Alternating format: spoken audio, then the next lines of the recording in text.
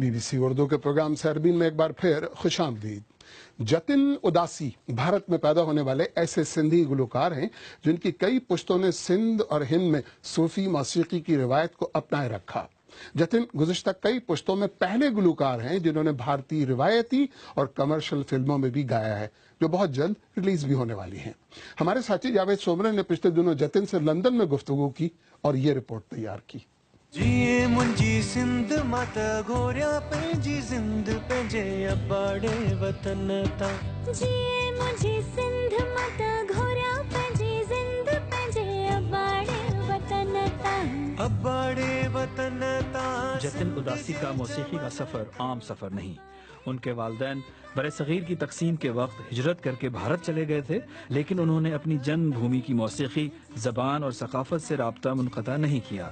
भारत में रहते हुए उन्होंने सिंधी जबान में मौसीकी कैसे बरकरार रखी? देखिए, असर है कि हमारे जो बड़े पूर्वज थे सिंध से थे, तो उन्हीं से हम लोग सीखते हुए आए थे। उनसे दादाजी ने सीखा, फिर पापा चाचा गाते हुए आ रहे हैं, तो पापा अंकल से उनसे ही मैं सीखता रहा। रोज़ मुझे 2 भजन कलाम वगैरह जो भी शायर वगैरह के लिखे रहते थे मुझे वो देते थे और बोलते थे आपको याद करना है। तो जब हमारे बात करने में सिंधी झलकता है तो गीतों में भी वही चीज़ आ गई। तेरा ही चेहरा तेरी ही बातें याद आती है मुझे, तेरी ही वो यादें भूला न पाऊं, तेरा ही नाम आओ ना। सूफी म्यूजिक को पाक व हिंद में बहुत पजीराई हासिल है। आबदा परवीन हो या नूरा सिस्टर्स, वो कमर्शियल मैदान में भी बहुत कामयाब हैं। क्या जतिन सूफी मौसीकी के साथ कमर्शियल मैदान में भी उतरेंगे? देखिए, मैं तो अपने तरीके से लगा हुआ हूँ। सिंधी म्यूज़िक को मुझे आगे बढ़ाना है और मेरा और मेरी टीम का इरादा यही कि कितना अच्छे से अच्छा म्यूज़िक हम लोग सिंधियत को दे सकते हैं, सिंधियत के लिए कुछ कर सकते हैं, ताकि दुनिया में जहाँ पे भी सिंधी रह रहे हैं कम से कम आगे चल के ये नहीं भूलें कि वो लोग सिंधी हैं। और सिंधी म्यूज़िक में जितने भी गाने हैं उनको वो लोग याद रखें, उनको वो गाने याद रहें।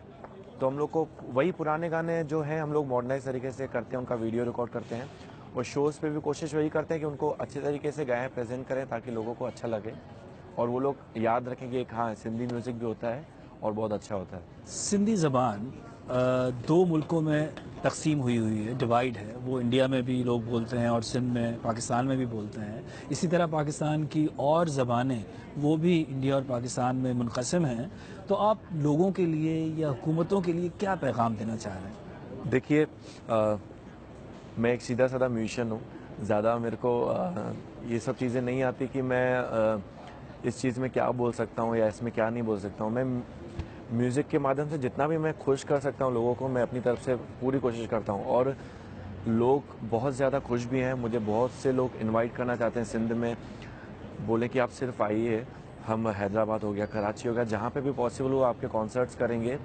और इतना सारा प्यार मिलता है, इतने सारे पेजेस वो लोग लेटर्स भेजते हैं, गिफ्ट्स भेजते हैं, इतने सारी विशेस भेजते हैं। तो मुझे बहुत अच्छा लगता है कि चलो मेरे म्यूज़िक के माध्यम से कम हिंद सिंध जुड़ा हुआ है और बहुत खुशी होती है। आने वाले बहुत सारे प्रोजेक्ट्स हैं जो हिंद सिंध से रिलेटेड हैं, तो जल्दी रिलीज़ होंगे, आपको देखने को मिलेंगे।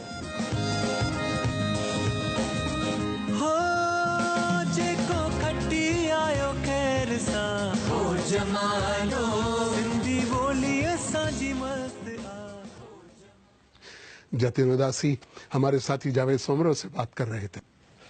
अगर आप चाहें तो मुझसे और हमारी टीम के दीगर साथियों से ट्विटर पे भी रब्ता कर सकते हैं। मेरा ट्विटर हैंडल है @शफी_नकी_जामई। इसके साथ ही सरबीन इख्तिताम को पहुंचा। मुझे पूरी टीम समेत इजाजत दीजिए। खुदा हाफिज।